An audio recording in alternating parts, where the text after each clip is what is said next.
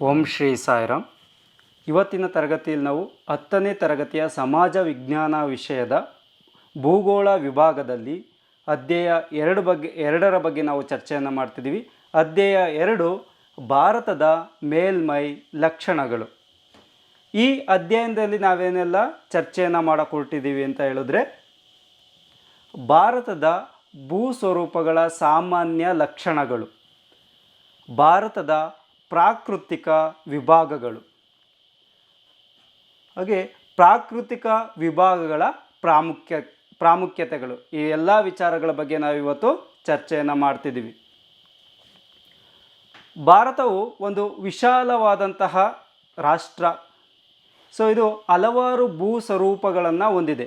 ಏನು ಭೂ ಸ್ವರೂಪ ಅಂತ ಹೇಳಿದ್ರೆ, ಭೂಮಿ ಒಂದೇ ರೀತಿಯಾಗಿ ಇರೋದಿಲ್ಲ, ಬೇರೆ ಬೇರೆ ರೀತಿಯಾಗಿರುತ್ತೆ. ಹೇಗೆ ಉದಾಹರಣೆಗೆ ಪರ್ವತಗಳಿಂದ ಕೂಡಿರುತ್ತೆ, ಹಾಗೆ ನದಿ ವ್ಯವಸ್ಥೆಯಿಂದ ಕೂಡಿರುತ್ತೆ, ಪ್ರಸ್ಥಭೂಮಿಗಳನ್ನು ಹೊಂದಿರುತ್ತೆ, ಕರಾವಳಿ ಪ್ರದೇಶಗಳನ್ನು ಹೊಂದಿರುತ್ತೆ, ಹಾಗೆ ಪಶ್ಚಿಮ ಘಟ್ಟಗಳು, ಹೀಗೆ ಹಲವಾರು ಭೂಮಿಯ ಸ್ವರೂಪಗಳನ್ನು ಹೊಂದಿರುತ್ತೆ. ಇದು ಯಾವುದ್ರ ಮೇಲೆ ಪ್ರಭಾವ ಬೀರುತ್ತೆ? ಒಂದು ದೇಶದ ಭೂ ಸ್ವರೂಪ ಅಲ್ಲಿನ ಹಲವಾರು ವಿಚಾರಗಳ ಮೇಲೆ ಪ್ರಭಾವವನ್ನು ಬೀರೋದನ್ನ ನೋಡ್ಬೋದು. ಇಲ್ಲಿ ನೋಡ್ಬೋದು, ನಮ್ಮ ದೇಶದಲ್ಲಿರುವಂತಹ ಭೂ ಸ್ವರೂಪಗಳು ಯಾವ ಎಲ್ಲ ಅಂಶಗಳ ಮೇಲೆ ಪ್ರಭಾವವನ್ನು ಬೀರುತ್ತೆ ಅಂತೇಳಿ. ನದಿ ವ್ಯವಸ್ಥೆ. ನಮ್ಮಲ್ಲಿ ಹಿಮಾಲಯ ಪರ್ವತ ಶ್ರೇಣಿಗಳಿದ್ದಾವೆ, ಪಶ್ಚಿಮ ಘಟ್ಟಗಳಿದ್ದಾವೆ.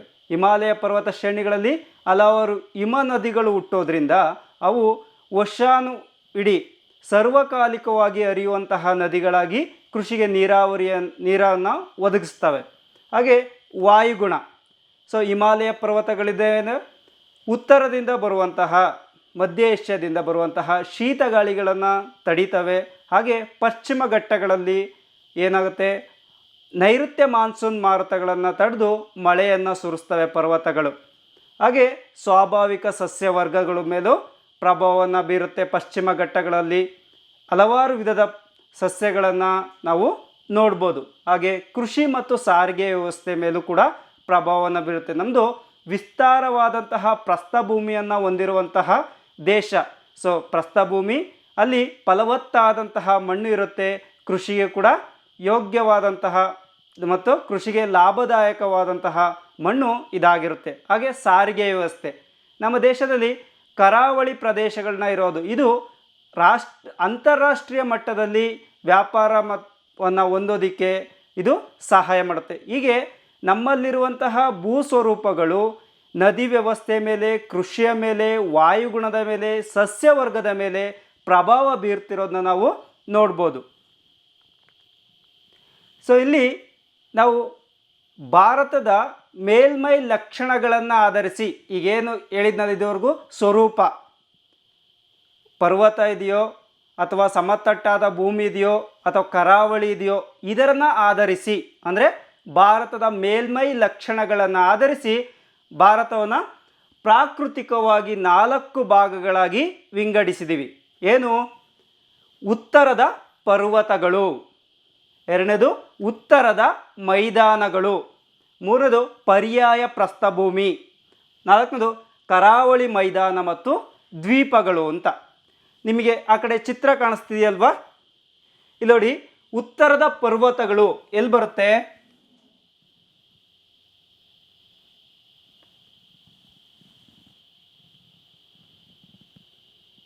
ಈ ಭಾಗದಲ್ಲಿ. ಇದು ಉತ್ತರ ಪರ್ವತಗಳು ಅಂತೇಳಿ ಕರಿತೀವಿ. ಹಾಗೆ ಹಿಮಾಲಯ ಪರ್ವತ ಶ್ರೇಣಿಗಳು ಅಂತಲೂ ಕೂಡ ಕರಿತೀವಿ. ಅದೇ ರೀತಿ ಉತ್ತರದ ಮೈದಾನಗಳು ಅಂತೇಳಿ ಯಾವುದನ್ನು ಕರಿತೀವಿ?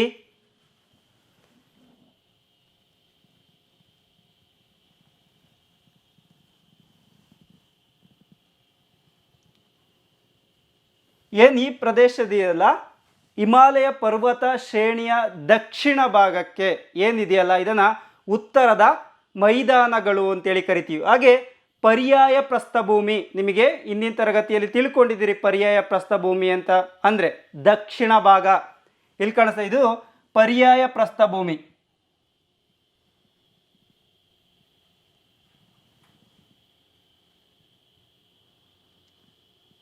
ಏನು ಈ ಭಾಗ ಇದೆಯಲ್ಲ ಇದನ್ನು ಪರ್ಯಾಯ ಪ್ರಸ್ಥಭೂಮಿ ಅಂತೇಳಿ ವಿಭಾಗ ಮಾಡಿದ್ದೀವಿ. ಹಾಗೆ ಕರಾವಳಿ ಮೈದಾನ ಮತ್ತು ದ್ವೀಪಗಳು ಎಲ್ಲಿದೆ? ಕರಾವಳಿ. ಕರಾವಳಿ ಅಂತ ಯಾವುದು ಕರಿತೀವಿ? ಸಮುದ್ರದ ದಡ ಏನಿದೆಯಲ್ಲ ಅದು ನಾವು ಕರಾವಳಿ ಅಂತೇಳಿ ಕರಿತೀವಿ. ನಮ್ಮಲ್ಲಿ ಭಾರತದಲ್ಲಿ ಪೂರ್ವ ಕರಾವಳಿ ಮತ್ತು ಪಶ್ಚಿಮ ಕರಾವಳಿ ಅಂತೇಳಿ ವಿಭಾಗವನ್ನು ಮಾಡ್ತೀವಿ. ನೀವು ನೋಡ್ಬೋದು ಇಲ್ಲಿ ಕರಾವಳಿಯನ್ನು. ಇದನ್ನು ಪಶ್ಚಿಮ ಕರಾವಳಿ ಅಂತೇಳಿ ಕರಿತೀವಿ. ಹಾಗೇನ ಪೂರ್ವ ಕರಾವಳಿ ಅಂತೇಳಿ ಕರಿತೀವಿ. ಹಾಗೆ ದ್ವೀಪಗಳು ಎಲ್ಲಿದೆ? ನಮ್ಮ ಕೇಂದ್ರ ಆಡಳಿತ ಪ್ರದೇಶಗಳು ಯಾವುದು?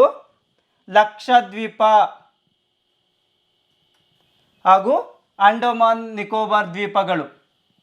ಸೊ ಹೀಗೆ 4 ವಿಧವಾಗಿ ನಾವು ಭಾರತದ ಮೇಲ್ಮೈ ಲಕ್ಷಣಗಳನ್ನು ಆಧರಿಸಿ ಭಾರತವನ್ನು 4 ಭಾಗಗಳಾಗಿ ವಿಂಗಡಿಸಿದ್ದೀವಿ. ಒಂದದು ಉತ್ತರದ ಪರ್ವತಗಳು, ಎರಡನೇದು ಉತ್ತರದ ಮೈದಾನಗಳು, ಮೂರನೇದು ಪರ್ಯಾಯ ಪ್ರಸ್ಥಭೂಮಿ, ಹಾಗೆ 4ನೇದು ಕರಾವಳಿ ಮೈದಾನಗಳು ಹಾಗೂ ದ್ವೀಪಗಳು. ಅರ್ಥ ಆಯ್ತಲ್ವಾ? ನೋಡಲಿ, ಈಗ ಇವತ್ತಿನ ತರಗತಿಯಲ್ಲಿ ನಾವು ಉತ್ತರದ ಪರ್ವತಗಳ ಬಗ್ಗೆ ಅಧ್ಯಯನ ಮಾಡ್ತಿದ್ದೀವಿ. ಇನ್ನು ಇರುವಂತಹ ಅಂಶಗಳೇನಿದೆ ಅವು ಮುಂದಿನ ತರಗತಿಯಲ್ಲಿ ಅಧ್ಯಯನ ಮಾಡೋಣ. ಇವಾಗ ಸಂಪೂರ್ಣವಾಗಿ ನಾವು ಉತ್ತರದ ಪರ್ವತಗಳ ಬಗ್ಗೆ ಅಧ್ಯಯನ ಮಾಡೋಣ. ಇವು ಇತ್ತೀಚಿನ ಮಡಿಕೆ ಪರ್ವತಗಳ ಗುಂಪಿಗೆ ಸೇರಿದ ಹಿಮಾಲಯ ಶ್ರೇಣಿಗಳು ಅನ್ನ ಯಂಗೆಸ್ಟ್ ಹಿಮಾಲಯಾಸ್ ಅಂತೇಳಿ ಕರೀತಾರೆ. ಈ ಹಿಮಾಲಯ ಪರ್ವತ ಶ್ರೇಣಿಗಳನ್ನು ಯಾಕೆ? ಇವು ತೃತೀಯಗ ಅಂತೇಳಿ ಕರೀತಾರೆ. ಆ ಕಾಲದಲ್ಲಿ ಇವು ನಿರ್ಮಾಣಗೊಂಡಂಥವು. ಹೇಗೆ? ನಿಮಗೆ ಗೊತ್ತಿದೆ ಇಲ್ಲಿ. ಸೊ ಭೂಮಿ ಶಿಲಾಫಲಕಗಳಿಂದ ಒಂದು ರಚನೆ ಆಗಿರುವಂಥದ್ದು. ಈ ಶಿಲಾಫಲಕಗಳು ಚಲನೆಯನ್ನು ಮಾಡ್ತವೆ. ಸೊ ಏನು ನಮ್ಮಲ್ಲಿ ಈ ಹಿಮಾಲಯ ಪರ್ವತ ಶ್ರೇಣಿ ಏನಿದೆಯಲ್ಲ, ಇಲ್ಲಿ ಈ ಶ್ರೇಣಿ ಇರೋಕ್ಕೂ ಮುಂಚೆ, ಈ ಶ್ರೇಣಿ ರೂಪುಗೊಳ್ಳೋಕ್ಕೂ ಮುಂಚೆ ಇಲ್ಲಿ ತೆತ್ತಿಸ್ ಅನ್ನೋ ಒಂದು ಸಮುದ್ರ ಇತ್ತು. ಸೊ ಈ ಸಮುದ್ರ ಇದ್ದಿದ್ದಂತಹ ಸ್ಥಳದಲ್ಲಿ ಈ ಫಲಕಗಳ ಒಂದು ಚಲನೆಯಿಂದ ಅವು ಹೇಗೆ ಶಿಲೆಗಳು ಒಂದಕ್ಕೊಂದು ಕೂಡಿಕೊಂಡು ಅಲ್ಲಿ ಇದ್ದಂತಹ ಸಮುದ್ರ ದಕ್ಷಿಣಕ್ಕೆ ಬಂತು ಅಂತೇಳಿ ಈ ಭೂಗೋಳಶಾಸ್ತ್ರಜ್ಞರು ಅಧ್ಯಯನದಲ್ಲಿ ತಿಳಿಸ್ತಾರೆ. ಸೊ ಅಲ್ಲಿ ಈ ಪರ್ವತಗಳು ಸೃಷ್ಟಿಯಾಗ್ತವೆ. ನೀವು ಯಾವುದಾದ್ರು ಒಂದು ಮೈದಾ ಹಿಟ್ಟನ್ನು ಅಥವಾ ಮೈದಾ ಹಿಟ್ಟನ್ನು ಕಲಿಸ್ಬಿಟ್ಟು ಒಂದು ಕಡೆಯಿಂದ ಇನ್ನೊಂದು ಕಡೆಗೆ ಪ್ರೆಸ್ ಮಾಡಿದ್ರೆ ಏನಾಗುತ್ತೆ? ಮೇಲೆ ಎದ್ದೇಳುತ್ತೆ. ಇದನ್ನು ಇಂಗ್ಲೀಷಲ್ಲಿ ನೀವು ಕೇಳಿಸ್ಕೊಂಡ್ರೆ ಚೆನ್ನಾಗಿ ಅರ್ಥ ಆಗುತ್ತೆ.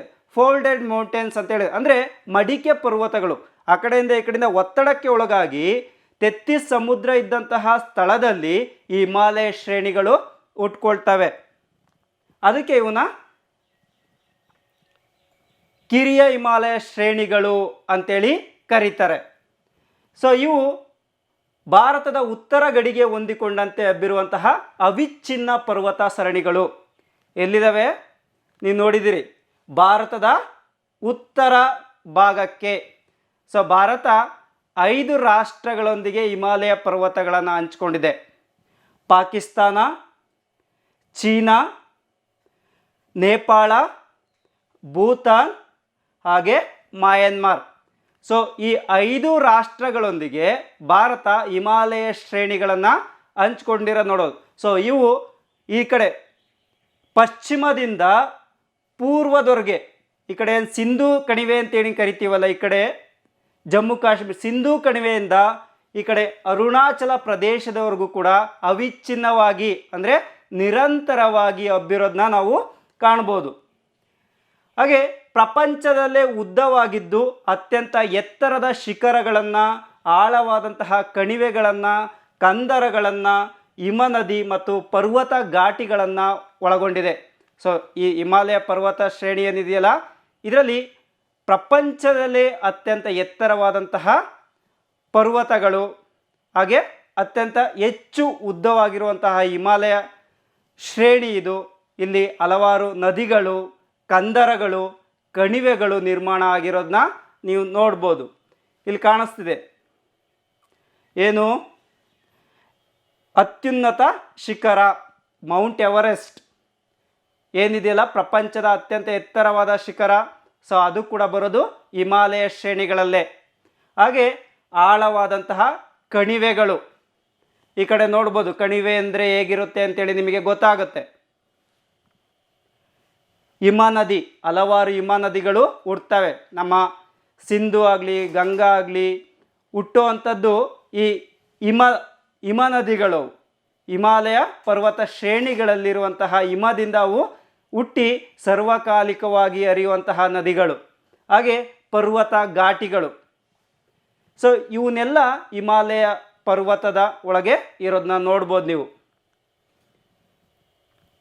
ಸೊ ಉತ್ತರದ ಪರ್ವತಗಳ ಬಗ್ಗೆ ನೋಡೋದಾದರೆ, ಉತ್ತರದ ಪರ್ವತಗಳು ಎಲ್ಲಿದ್ದಾವೆ ಅಂತ ಗೊತ್ತಾಯ್ತಾ? ಇದು ಭಾರತದ ಉತ್ತರ ಭಾಗದಲ್ಲಿದ್ದಾವೆ. ಇಲ್ಲಿ ಕಾಣಿಸ್ತಿದೆಯಲ್ಲ, ಎಷ್ಟು ಕೂಡ ಹಿಮಾಲಯ ಪರ್ವತ, ಉತ್ತರದ ಪರ್ವತ ಶ್ರೇಣಿಗಳು. ಸೊ ಇದ್ರ ಬಗ್ಗೆ ನೋಡೋದಾದರೆ, ಇಲ್ಲಿ ಭಾರತದಲ್ಲಿ ಎಲ್ಲಿಂದ ಎಲ್ಲಿವರೆಗೂ ಹಬ್ಬಿದವೆ? ಪಶ್ಚಿಮದಲ್ಲಿ ಸಿಂಧೂ ನದಿ ಕಂದರದಿಂದ, ಪೂರ್ವದಲ್ಲಿ ಬ್ರಹ್ಮಪುತ್ರ ನದಿ ಕಂದರದವರೆಗೆ 2400 ಕಿಲೋಮೀಟರ್ ಅಷ್ಟು ಉದ್ದಾಗಿದ್ದಾವೆ. ಎಲ್ಲಿ? ಈ ಕಡೆ ಸಿಂಧೂ ನದಿ ಕಣಿವೆ. ಇಲ್ಲಿಂದ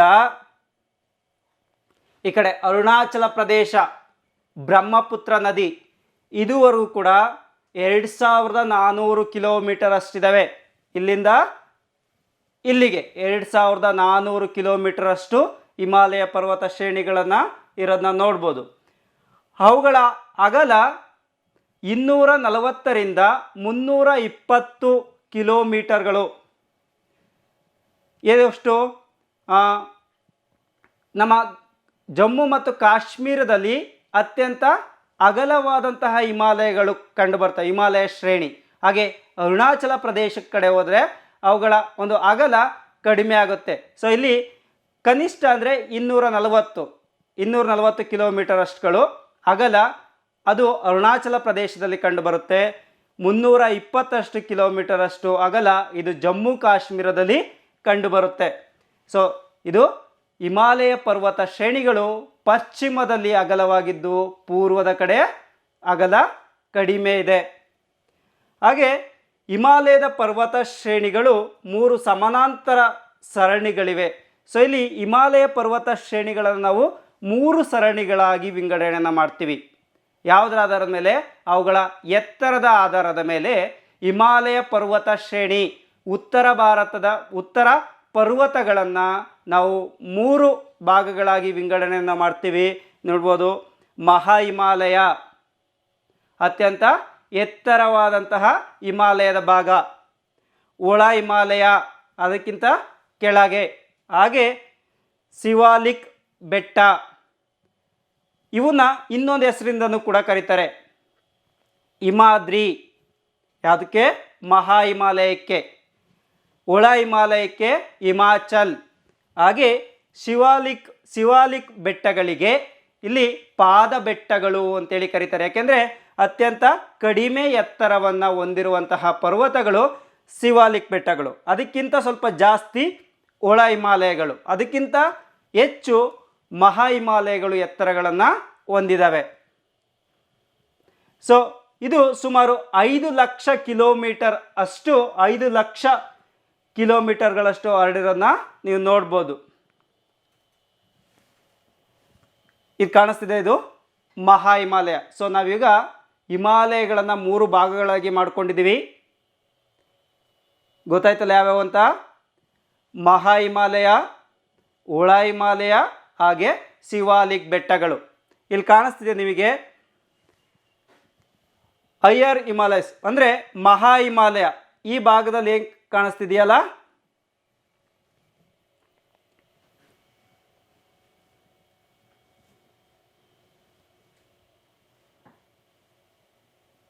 ಇದು ಮಹಾ ಹಿಮಾಲಯ.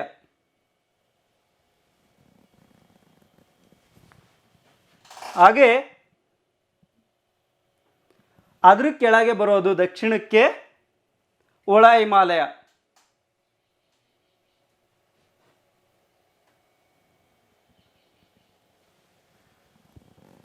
ಸೊ ಅದಕ್ಕಿಂತ ಕೆಳಗೆ ಬರುವಂಥದ್ದು ಯಾವುದು? ಶಿವಾಲಿಕ್ ಬೆಟ್ಟಗಳು ಅಂತೇಳಿ ಕರಿತೀವಿ. ಇವು ಪಾದ ಬೆಟ್ಟಗಳು ಅಂತೇಳಿ ಕರಿತೀವಿ. ಸೊ ನಮಗೆ ಹಿಮಾಲಯ ಪರ್ವತ ಶ್ರೇಣಿಗಳಲ್ಲಿ ಮೊದಲು ಸಿಗುವಂಥದ್ದು. ಸೊ ಹೀಗೆ ಗೊತ್ತಾಯ್ತಲ್ವಾ? ಏನು ಗ್ರೀನ್ ಕಲರ್ ಆಗಿದೆ ಅದು ಮಹಾ ಹಿಮಾಲಯಗಳು ಅಂತೇಳಿ ಕರಿತೀವಿ. ಇದನ್ನು ನೀಲಿ ಬಣ್ಣದಲ್ಲಿ ಏನು ಹಾಕಿದೀವಲ್ಲ ಇದು ಕಲರು, ಇದನ್ನು ಒಳ ಹಿಮಾಲಯಗಳು ಅಂತೇಳಿ ಕರಿತೀವಿ. ಹಾಗೆ ಈ ಕೆಂಪು ಬಣ್ಣದಲ್ಲಿರುವಂಥದ್ದು ಶಿವಾಲಿಕ್ ಬೆಟ್ಟಗಳು. ಎಷ್ಟು ಕೂಡ ಹಿಮಾಲಯ ಪರ್ವತ ಶ್ರೇಣಿ, ಅದರ ಎತ್ತರಕ್ಕೆ ಅನುಗುಣವಾಗಿ ನಾವು ಇವನ್ನ 3 ಭಾಗಗಳಾಗಿ ವಿಂಗಡಣೆಯನ್ನು ಮಾಡಿದ್ದೀವಿ. ಸೊ ಈಗ ನಂತರ ನಾವು ಇಲ್ಲಿ ನೋಡ್ಬೋದು, ಮಹಾ ಹಿಮಾಲಯ, ಇದು ಒಳ ಹಿಮಾಲಯ, ಇದು ಶಿವಾಲಿಕ್ ಬೆಟ್ಟಗಳು, ಈ 3. ಸೊ ಹಿಮಾಲಯಗಳನ್ನು 3 ಭಾಗಗಳಾಗಿ ಮಾಡಿದ್ದೀವಿ.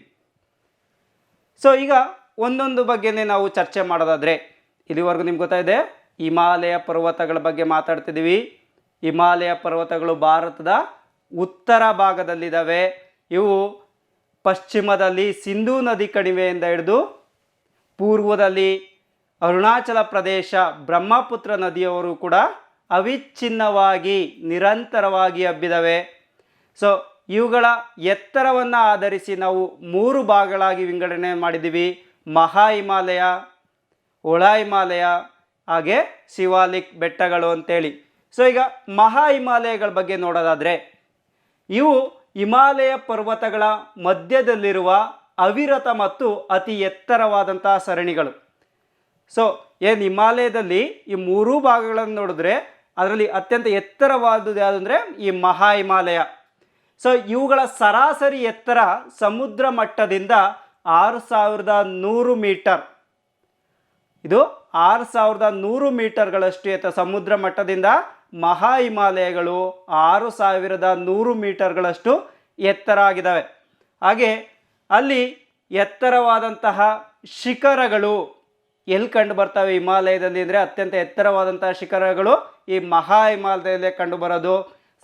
ಪ್ರಪಂಚದ ಅತ್ಯಂತ ಎತ್ತರವಾದಂತಹ ಪರ್ವತ ಮೌಂಟ್ ಎವರೆಸ್ಟ್ ಕೂಡ ಮಹಾ ಹಿಮಾಲಯದಲ್ಲೇ ಕಂಡುಬರುತ್ತೆ. ಸೊ ಇಲ್ಲಿ ನೋಡ್ಬೋದು ನೀವು, ಈ ಮಹಾ ಹಿಮಾಲಯದಲ್ಲಿ ಕಂಡುಬರುವಂತಹ ಪ್ರಮುಖ ಹಾಗೂ ಎತ್ತರದ ಶಿಖರಗಳು ಯಾವ್ಯಾವು ಅಂತೇಳಿ.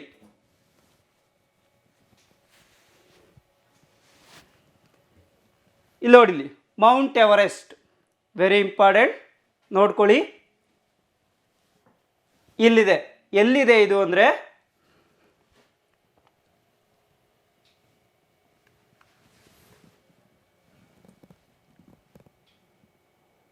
ಇದು ಮೌಂಟ್ ಎವರೆಸ್ಟ್, ಪ್ರಪಂಚದಲ್ಲೇ ಅತ್ಯಂತ ಎತ್ತರವಾದಂತಹ ಪರ್ವತ ಮೌಂಟ್.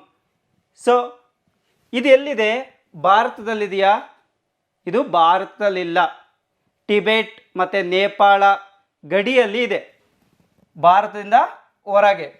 ಹಿಮಾಲಯ ಶ್ರೇಣಿಗಳು ಭಾರತದಲ್ಲಿ ಹಂಚ್ಕೊಂಡಿದ್ರು ಕೂಡ ಮೌಂಟ್ ಎವರೆಸ್ಟ್ ಬರುವಂಥದ್ದು ನೇಪಾಳ ಮತ್ತು ಟಿಬೆಟ್, ಚೀನಾ ಏನಿದೆಯಲ್ಲ ಗಡಿ, ಆ ಮಧ್ಯಭಾಗದಲ್ಲಿ ಮೌಂಟ್ ಎವರೆಸ್ಟ್ ಬರುತ್ತೆ. ಇದು ಎಷ್ಟಿದೆ? 8848 ಮೀಟರ್, ಅಂದರೆ 29,029 ಅಡಿಗಳಷ್ಟು ಎತ್ತರವಾದಂತಹ ಪರ್ವತ ಇದು. ಸೊ ಪ್ರಪಂಚದ ಅತ್ಯಂತ ಎತ್ತರವಾದ ಪರ್ವತ. ನಂತರ ಎರಡನೇದು ಕಾಂಚನಜಂಗ. ಎಲ್ಲಿದೆ ಇದು? ಕಾಣಿಸ್ತಿದೆಯಲ್ಲ ಇಲ್ಲಿ,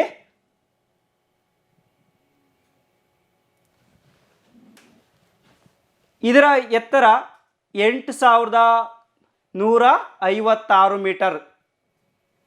ಹಾಗೆ ಮಾಕಲು, ಇದರ ಎತ್ತರ, ಮಾಕಲು ಎಲ್ಲಿದೆ? ಇದು. ಸೊ ಇದರ ಎತ್ತರ 8481 ಮೀಟರ್ಗಳು. ಹಾಗೆ ಧವಳಗಿರಿ, ಇದರ ಎತ್ತರ 8172 ಮೀಟರ್ಗಳು.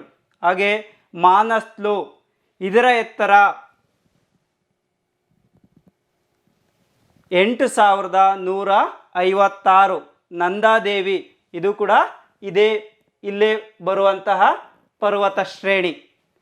ಹಾಗೆ ಇದು ಮಹಾ ಹಿಮಾಲಯದಲ್ಲಿ ಕಂಡುಬರುವಂತಹ ಪ್ರಮುಖವಾದಂತಹ ಶ್ರೇಣಿಗಳು, ಪರ್ವತ ಶ್ರೇಣಿಗಳು.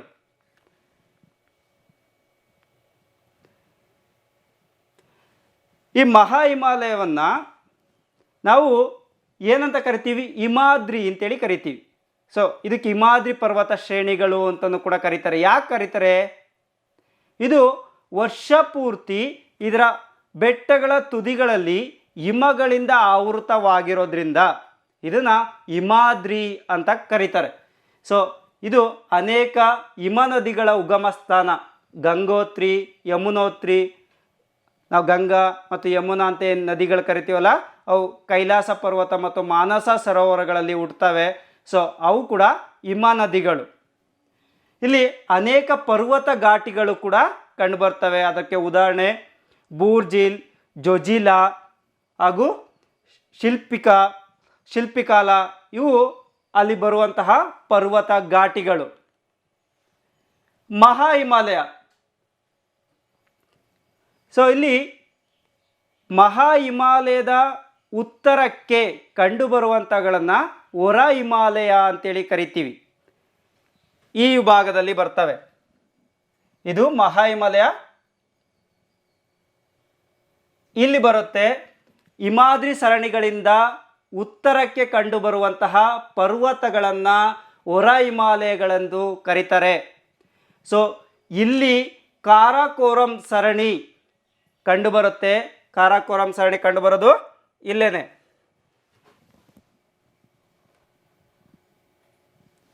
ಸೊ ಈ ಕಾರಾಕೋರಂ ಸರಣಿಯಲ್ಲಿ ಭಾರತದ ಅತ್ಯಂತ ಎತ್ತರವಾದಂತಹ ಪರ್ವತ, ಪ್ರಪಂಚದ ಎತ್ತರವಾದಂತಹ ಪರ್ವತ ಮೌಂಟ್ ಎವರೆಸ್ಟ್. ಭಾರತದ ಎತ್ತರವಾದಂತಹ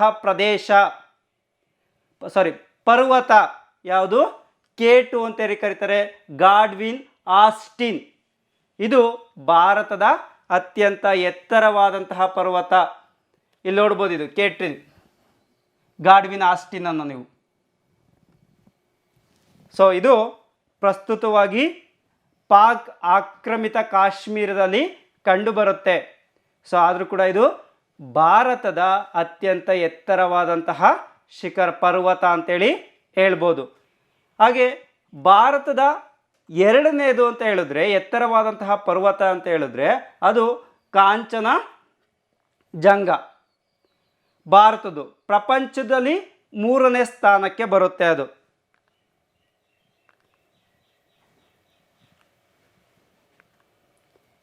ನಂತರ ಒಳ ಹಿಮಾಲಯ.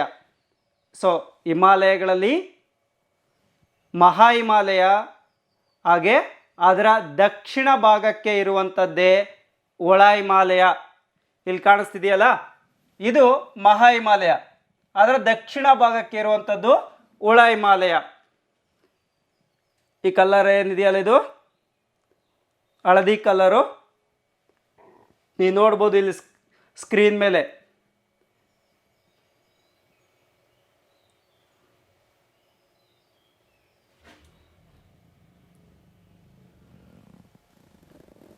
ಇದು ಒಳ ಹಿಮಾಲಯ.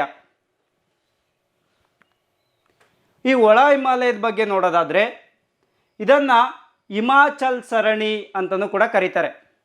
ಅವಾಗಲೇ ಹೇಳಿದ್ದೀನಿ, ಇದು ಮಹಾ ಹಿಮಾಲಯದ ದಕ್ಷಿಣ ಭಾಗಕ್ಕೆ ಬರುತ್ತೆ, ಕೆಳಗೆ. ಸೊ ಇದನ್ನು ಹಿಮಾಚಲ್ ಅಂತೇಳಿ ಕರೀತಾರೆ.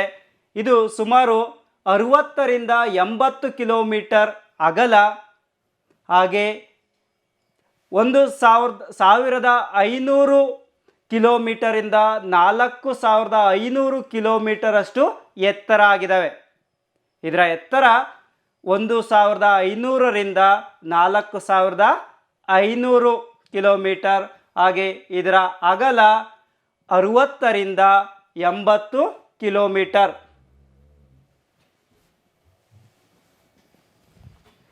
ಸೊ ಇದರ ಪೂರ್ವ ಭಾಗ ಎಲ್ಲಿದೆಯಲ್ಲ, ಇದನ್ನ ಪೂರ್ವ ಭಾಗ ಅಂತೇಳಿ ಕರಿತೀವಿ. ಒಳ ಹಿಮಾಲಯದ ಪೂರ್ವ ಭಾಗ ಅರಣ್ಯಗಳಿಂದ ಕೂಡಿದೆ. ಹಾಗೆ ಇಲ್ಲಿ ಅನೇಕ ಸಮಾನಾಂತರ ಸರಣಿಗಳು ಕಂಡುಬರ್ತವೆ. ಉದಾಹರಣೆಗೆ ಪೀರ್ ಬಂಜಾಲ್, ದೌಲದಾರ್, ನಾಗತಿಬ್ಬ, ಮುಸ್ಸೂರಿ, ಹಾಗೆ ಮಹಾಭಾರತ, ಡಾರ್ಜಿಲಿಂಗ್ ಈ ಸರಣಿಗಳು ಒಳ ಹಿಮಾಲಯದಲ್ಲಿ ಕಂಡುಬರುವಂತಹ ಸರಣಿಗಳು. ಸೊ ಇಲ್ಲಿ ಅನೇಕ ಆಕರ್ಷಕ ಕಣಿವೆಗಳಿದ್ದಾವೆ. ಉದಾಹರಣೆಗೆ ಕಾಶ್ಮೀರ ಕಣಿವೆ, ಕಾಂಗ್ರಾ ಕಣಿವೆ, ಕುಲು ಕಣಿವೆ. ಸೊ ಇಲ್ಲಿ ನೋಡ್ಬೋದು, ಇದು ಕಾಶ್ಮೀರ ಕಣಿವೆ, ಹಾಗೆ ಇದು ಕುಲು ಕಣಿವೆ. ಈ ಕೆಳಗಿರೋದು ಕಾಂಗ್ರಾ ಕಣಿವೆ. ಇಲ್ಲಿ ಅನೇಕ ಆಕರ್ಷಕ ಕಣಿವೆಗಳು ಬರ್ತವೆ. ಅದರಲ್ಲಿ ಕಾಶ್ಮೀರ ಕಣಿವೆ, ಕಾಂಗ್ರಾ ಕಣಿವೆ, ಕುಲು ಕಣಿವೆ ಪ್ರಸಿದ್ಧವಾದಂಥವುಗಳು. ಸೊ ಅನೇಕ ಆಕರ್ಷಕ ಗಿರಿಧಾಮಗಳು ಕೂಡ ಕಂಡು ಬರ್ತವೆ. ಸಿಮ್ಲಾ, ರಾಣಿಗೇಟ್, ಮುಸ್ಸೂರಿ, ನೈನಿತಾಲ್, ಹಾಗೆ ಡಾರ್ಜಿಲಿಂಗ್. ಇದು ನೋಡ್ಕೋಬೇಕು, ಡಾರ್ಜಿಲಿಂಗ್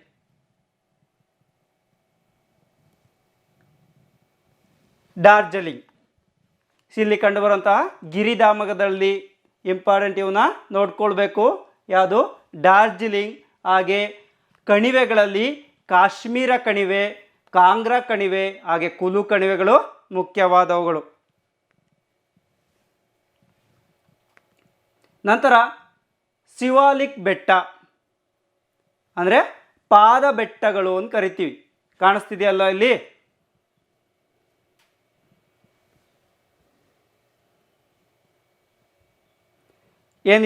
ಇದೆಯಲ್ಲ, ಇದು ಪಾದ ಬೆಟ್ಟಗಳು ಅಂತೇಳಿ ಕರಿತೀವಿ ಇದನ್ನು. ಶಿವಾಲಿಕ್ ಬೆಟ್ಟಗಳು ಇವು ಅತ್ಯಂತ ಕಡಿಮೆ ಎತ್ತರವುಳ್ಳುವಂತಹ ಹಿಮಾಲಯ ಪರ್ವತ ಶ್ರೇಣಿಗಳು ಅಂತೇಳಿ ಕರಿತೀವಿ ಇದನ್ನ. ಈ ಶಿವಾಲಿಕ್ ಬೆಟ್ಟಗಳನ್ನು ನೋಡೋದಾದರೆ ಇವು ಹಿಮಾಲಯದ ಹೊರಗಿನ ಅಥವಾ ಪಾದಭಾಗದ ಸರಣಿಗಳಾಗಿದ್ದು ಪ್ರಧಾನ ಹಿಮಾಲಯದ ದಕ್ಷಿಣ ಭಾಗದಲ್ಲಿದ್ದಾವೆ. ಹಾಗೆ ಕಡಿಮೆ ಎತ್ತರವುಳ್ಳ ಹಿಮಾಲಯದ ಭಾಗಗಳು, ಇದರ ಎತ್ತರ 600ರಿಂದ 1500 ಮೀಟರ್ ಇದರ ಎತ್ತರ.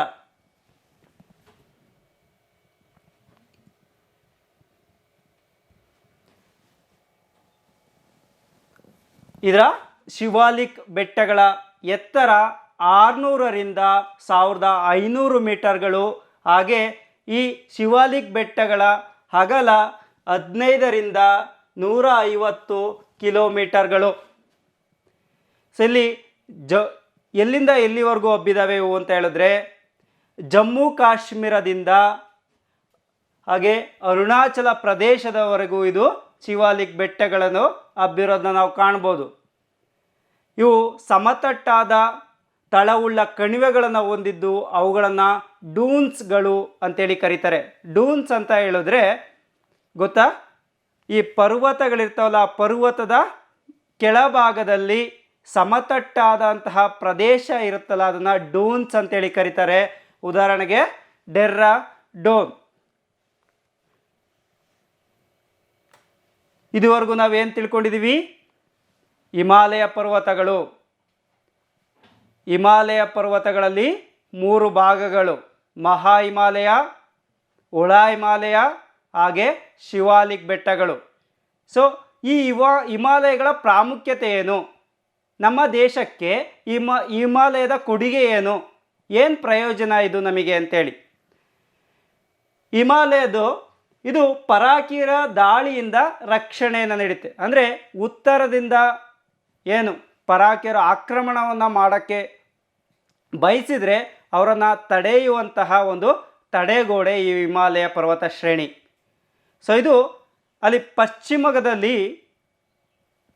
ಉತ್ತರದಲ್ಲಿ ಅತ್ಯಂತ ಕಡಿದಾದಂತಹ ಬೆಟ್ಟಗಳು. ಇದನ್ನು ಏರಿ ನಮ್ಮ ದೇಶದ ಮೇಲೆ ಆಕ್ರಮಣ ಮಾಡೋದು ತುಂಬ ಕಷ್ಟಕರವಾದಂತಹ ವಿಚಾರ. ಹಾಗೆ ಮಧ್ಯ ಏಷ್ಯಾದಿಂದ ಬೀಸುವ ಶೀತ ಗಾಳಿಯಿಂದ ರಕ್ಷಣೆ. ಸೊ ಏಷ್ಯಾ ಖಂಡದಲ್ಲೇ ಇದೆ ನಮ್ಮ ದೇಶ, ಮಧ್ಯ ಏಷ್ಯಾ. ಅಲ್ಲಿಂದ ಬೀಸುವಂತಹ ಶೀತ ಗಾಳಿಗಳನ್ನು ಈ ಹಿಮಾಲಯ ಪರ್ವತಗಳು ತಡೆಗಟ್ತವೆ. ಮಾರುತಗಳನ್ನು ತಡೆದು ಮಳೆ ಸುರಿಸುತ್ತವೆ. ನಿಮಗೆ ಗೊತ್ತಿದೆ, ಭಾರತ ನೈಋತ್ಯ ಮಾನ್ಸೂನ್ ಮಾರುತಗಳಿಂದ 80% ಮಳೆಯನ್ನು ಪಡೆಯುತ್ತೆ ಅಂತೇಳಿ. ಸೊ ಇವು ಪಶ್ಚಿಮ ಘಟ್ಟಗಳು ಏನು ಈ ಕಡೆಯಿಂದ ಬರ್ತಾವಲ್ಲ, ಅವುಗಳನ್ನು ತಡೆದು, ಮಾನ್ಸೂನ್ ಮಾರುತಗಳನ್ನು ತಡೆದು ಹೆಚ್ಚು ಮಳೆಯನ್ನು ಸುರಿಸುತ್ತವೆ. ಇಳಿಜಾರುಗಳಲ್ಲಿ ದಟ್ಟ ಕಾಡುಗಳು. ಈ ಹಿಮಾಲಯ ಪರ್ವತ ಶ್ರೇಣಿ ಹಲವಾರು ದಟ್ಟವಾದಂತಹ ಕಾಡು, ಹಾಗೆ ಹಲವಾರು ವಿಶೇಷವಾದಂತಹ ಮರಗಳು ಬೆಳೆಯೋದಕ್ಕೆ ಸಹಕಾರಿಯಾಗಿದ್ದಾವೆ. ನೆಡು ತೋಟದ ಬೆಳವಣಿಗೆಗೆ, ಸೊ ತೋಟದ ಬೆಳೆಗಳಿಗೆ ಅಸ್ಸಾಂ ಟೀ ಬೆಳೀತಾರಲ್ವ, ಸೊ ಈ ತೋಟದ ಬೆಳೆಗಳಿಗೆ ಬೆಳೆಯೋದಿಕ್ಕೆ, ಮರಗಳನ್ನು ಬೆಳೆಯೋದಿಕ್ಕೆ ಈ ಹಿಮಾಲಯ ಪರ್ವತ ಶ್ರೇಣಿಗಳು ಅನುಕೂಲಕರವಾಗಿದ್ದಾವೆ. ಹಾಗೆ ಖನಿಜಗಳ ಉಗ್ರಾಣವಾಗಿದೆ. ಈ ಹಿಮಾಲಯ ಪರ್ವತ ಶ್ರೇಣಿ ಹಲವಾರು ಖನಿಜಗಳನ್ನು ತನ್ನ ಒಡಲಲ್ಲಿ ಇಟ್ಕೊಂಡಿದೆ. ಸೊ ಇದಕ್ಕೂ ನಮಗೆ ಅನುಕೂಲ ಆಗಿದೆ. ಹಲವು ನದಿಗಳ ಉಗಮ ಸ್ಥಾನ. ಸೊ ಹಿಮಾಲಯ ಪರ್ವತ ಶ್ರೇಣಿ ಈ ಇದರಿಂದ ಐಸಿಂದ ಅದು ಕವರ್ ಆಗಿದ್ದರಿಂದ ಅಲ್ಲಿಗೆ ವರ್ಷ ಪೂರ್ತಿ ಹರಿಯುವಂತಹ ನದಿಗಳ ಉಗಮ ಸ್ಥಾನ ಅದು ಆಗಿದೆ. ಹಾಗೆ ಜಲ ವಿದ್ಯುತ್ ಶಕ್ತಿ ಉತ್ಪಾದನೆಗೆ ಉಪಯುಕ್ತ. ಸೊ ನಾವು ಹಲವಾರು ವಿವಿಧೋದ್ದೇಶ ನದಿ ಕಣಿವೆ ಯೋಜನೆಗಳನ್ನು ನಿರ್ಮಾಣ ಮಾಡಿದ್ದೀವಿ. ಆ ನೀರನ್ನು ಬಳಸ್ಕೊಂಡು ಇದು ನಮ್ಮ ದೇಶಕ್ಕೆ ಜಲ ವಿದ್ಯುತ್ತನ್ನು ತಯಾರಿಸೋದಕ್ಕೂ ಕೂಡ ಅನುಕೂಲ ಆಗಿದ್ದಾವೆ. ಸೊ ಇದುವರೆಗೂ ನಾವು ಭಾರತದ ಒಂದು ಪ್ರಾಕೃತಿಕ ವಿಭಾಗಗಳಲ್ಲಿ ಉತ್ತರ ಭಾರತದ ಪರ್ವತಗಳು ಬಗ್ಗೆ ನಾವು ಸಂಪೂರ್ಣವಾಗಿ ಚರ್ಚೆಯನ್ನು ಮಾಡಿದ್ದೀವಿ. ಅದಕ್ಕೆ ಸಂಬಂಧಪಟ್ಟಂತೆ ಕೆಲವೊಂದು ಕ್ವಶನ್ಸ್ ಇದೆ. ನೀವು ಭಾರತದ ನಕಾಶೆಯನ್ನು ಬರೆದು ಈ ಕೆಳಗಿನ ಸ್ಥಳಗಳನ್ನು ಗುರುತಿಸಬೇಕು. ಒಂದು ಭಾರತದ ಮ್ಯಾಪ್ ಬರೆದು, ಯಾವುದು ಮೌಂಟ್ ಎವರೆಸ್ಟ್ ಎಲ್ಲಿದೆ ಗೊತ್ತಲ್ವಾ, ಹಾಗೆ ಕಾಂಚನಜಂಗಾ, ಹಾಗೆ ಗಾಡ್ವಿನ್ ಆಸ್ಟಿನ್, ಇವು ಮೂರು ಸ್ಥಳಗಳನ್ನು ಭಾರತದ ನಕಾಶೆ ಬಿಡಿಸಿ ಅದನ್ನು ಗುರುತಿಸಬೇಕು. ಹಾಗೆ ಎರಡನೇ ಕ್ವಶನು, ಭಾರತದ ಪ್ರಾಕೃತಿಕ ವಿಭಾಗಗಳನ್ನು ಪಟ್ಟಿ ಮಾಡಿ. ಸೊ ಇನ್ನು ಉಳಿದಿರುವಂತಹ ಉತ್ತರದ ಮೈದಾನಗಳು, ಪ್ರಸ್ಥಭೂಮಿಗಳು, ಕರಾವಳಿಗಳು, ಹಾಗೆ ದ್ವೀಪಗಳ ಬಗ್ಗೆ ಮುಂದಿನ ತರಗತಿಯಲ್ಲಿ ನಾವು ಚರ್ಚೆ ಮಾಡೋಣ. ಸೊ ಇದುವರೆಗೂ ನಾವು ಮಾಡಿದಂತಹ ಚರ್ಚೆ ನಿಮಗೆಲ್ಲರಿಗೂ ಅರ್ಥ ಆಗಿದೆ ಅಂತೇಳಿ ಅಂದ್ಕೊತೀನಿ. ಸಾಯಿರಾಮ್.